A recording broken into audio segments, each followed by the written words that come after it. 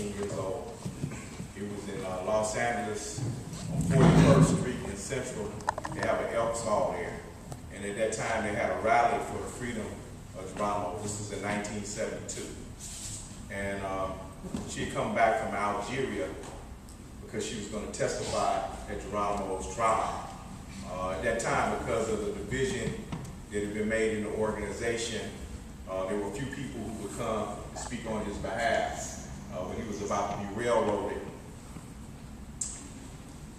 Many of you know Sister Kathleen Cleaver. Geronimo talked about several organizations. One of the ones he talked about was the Student Nonviolent Coordinating Committee. And before she was a member of the Black Panther Party and the leadership of the Black Panther Party, she was a member of the Student Nonviolent Coordinating Committee. And then joined the Black Panther Party and was one of the leaders and spokespersons for that organization. And now she is a very important scholar in our community nationally. And so we want to bring her up with a powerful hand, Sister Kathleen Cleaver.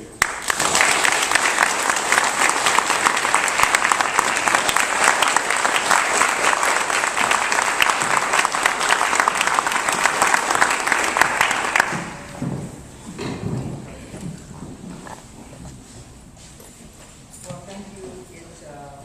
It's a pleasure to be here.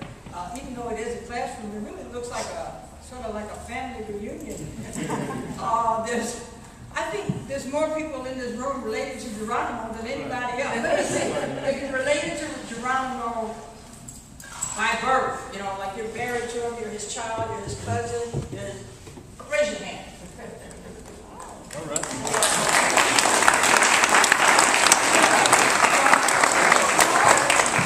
Some of them won't admit it, but it's like a wedding, you know, like all one family on one side and the rest on the other. It's beautiful. And it's so beautiful. I mean, that's what I was in Los Angeles for the memorial there, and there was 3 times as many relatives than here because he lived there. And a few of them came there. And they're just such a good-looking group of people. They really are. So it's a joy to see you. I haven't seen Shona and his daughter since the day he was released. And it, you know, you asked me to talk about G and the Black Panther Party, which I can do.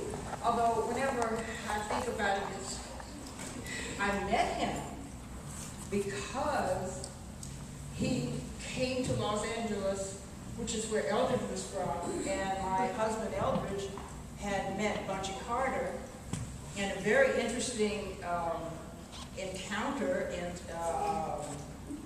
Soledad prison. Eldridge had done a lot of time and he was on his way out, and they sent him to Soledad to sort of soften him up from the 10 years in Folsom and Quentin so he could come out. And he had been in the Nation of Islam, but when Malcolm X was expelled, Eldridge quit. And that wasn't just quitting an organization. He was Eldridge X, he was Minister Eldridge, but he was also the person who brought a freedom of religion lawsuit against the state of California for the nation inside San Quentin. So when Malcolm left, he left. When he left, the lawsuit fell apart, and the Muslims in San Quentin were very angry at Brother Eldridge. And so he goes down to Soledad, and Bunchy Carter was still in the nation.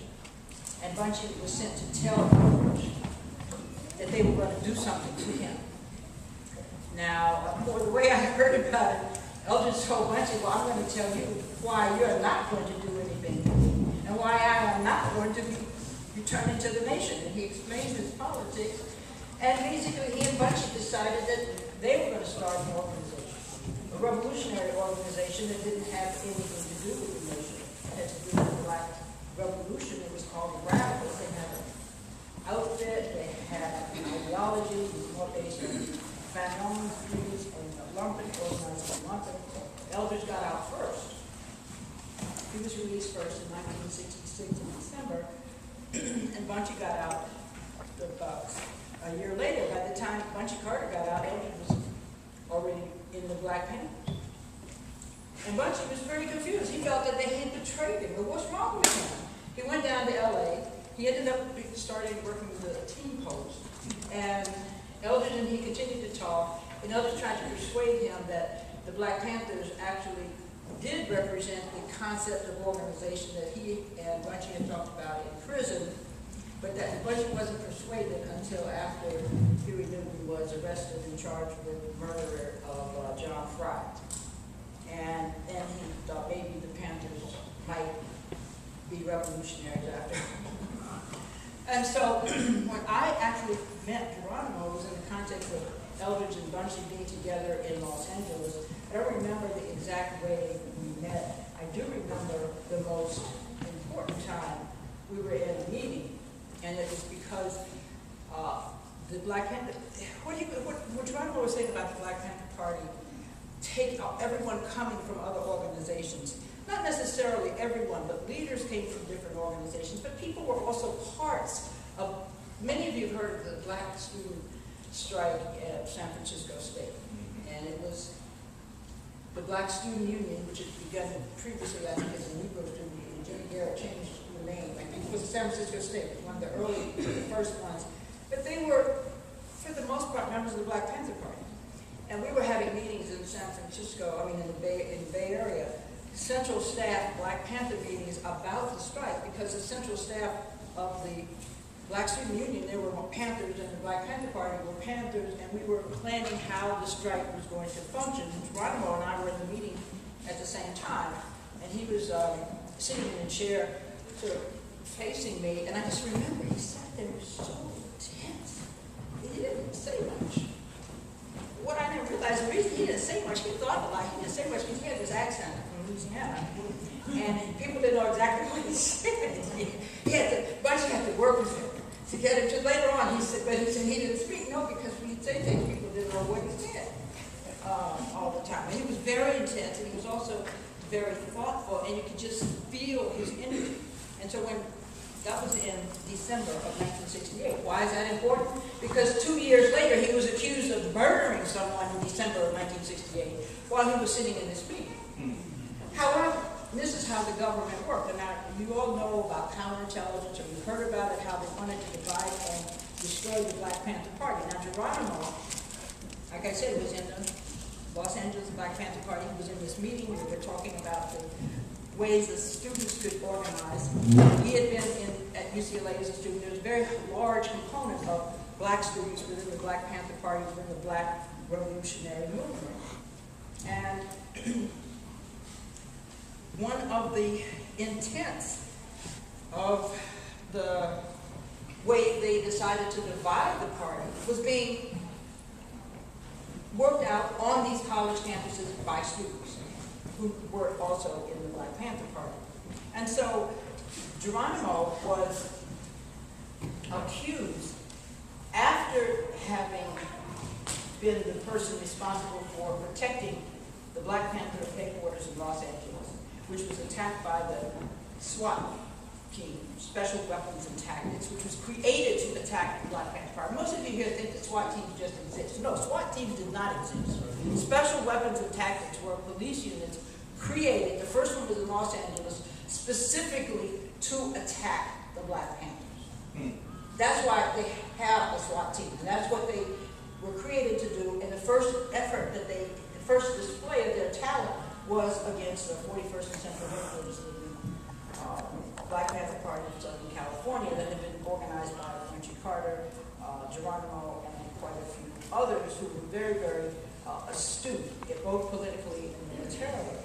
And Geronimo had taught people how to stand there and how to protect and how to defend the office. And so when the SWAT team rolled out on the morning of December 8th, I believe it was, 4 days after the Chicago police had murdered Fred Hampton and Mark Clark in their sleep in an apartment building in Chicago. This is the height of the assault to eliminate the Black Panther Party, not to vote them out away, not to arrest them away, to kill them. This is what they were doing. They were just killing them.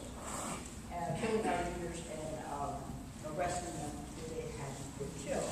So they were unsuccessful. SWAT was unsuccessful in killing any Black Panthers because of the way the office was defended, because of the sandbags, because of the training that Geronimo had provided.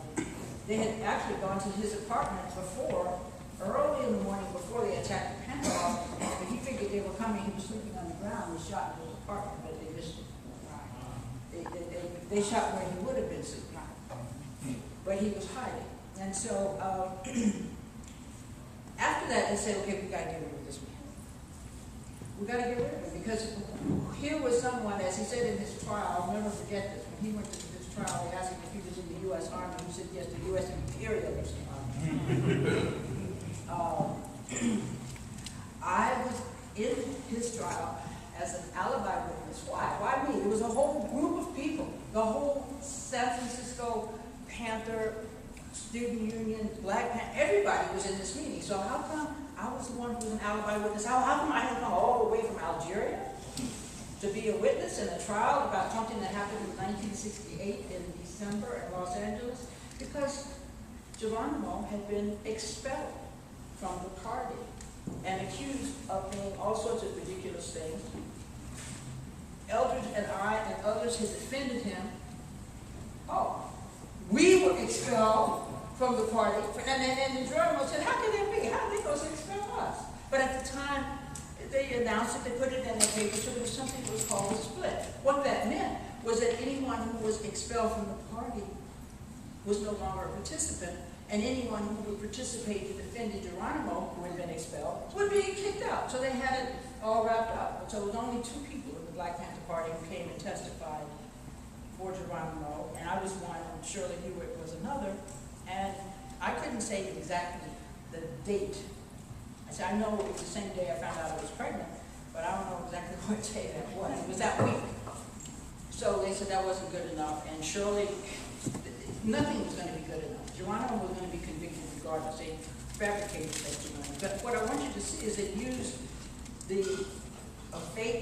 an unsolved murder to divide the leadership, to destroy someone who they could not defeat, could not kill, and use that to go through and break up the Black Panther Party. So actually they created a different type of organization. They didn't break up the Black Panther Party, they broke up the revolutionary elements of the Black Panther Party. Some people went underground, some people had to go to jail and stayed there a very, very long time. Some people left the country. And you know what? And some people, like those who work with the police, they got good jobs, like Julio Butler. You know, they got degrees or they got special treatment. But long story short, I'm very pleased to say that at this time, you turn around, every major city, they've had a tribute, a memorial, a service to remember who? Geronimo. We don't have to remember the Black Panthers, to remember Geronimo. It's what he said. It's not the name of the organization, it's the spirit. Geronimo represented the spirit, intelligence, taking responsibility, fighting for your freedom,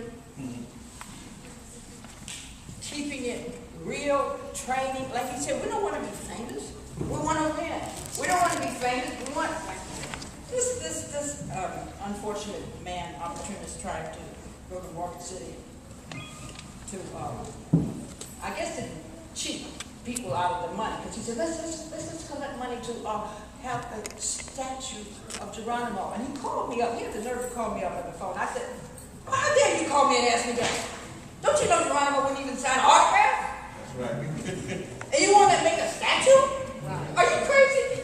Don't you know Geronimo's my son? Oh, I'm sorry. Well, he got off the phone. But it's just that the values of a revolutionary were the values we brought into the Black Panther Party. I'm not going to say the Black Panther Party continued. It started out the Black Panther Party for self-defense. It went on to the Black Panther Party.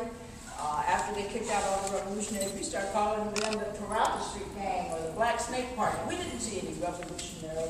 So don't get hung up on the name, the Panther. Get hung up on the spirit of resistance, serving the people, taking responsibility, educating, training, loving, having a family, acknowledging your Africanness, acknowledging your nationness. These are the things. This is the revolutionary nationalist, Marxist, socialist movement that we were part of that was called, at some point in time, the Black Panther Party, but the Black Panther Party did not contain that movement. That's what is so important. And when people have tributes to Black authors, tributes to Geronimo, these are not tributes to the Black Panther Party. These are tributes to the spirit of resistance, the spirit of revolution, and the spirit spirit of an extraordinary human being, beautiful man, father, husband, soldier, great spirit of Geronimo. Jaga. Thank you.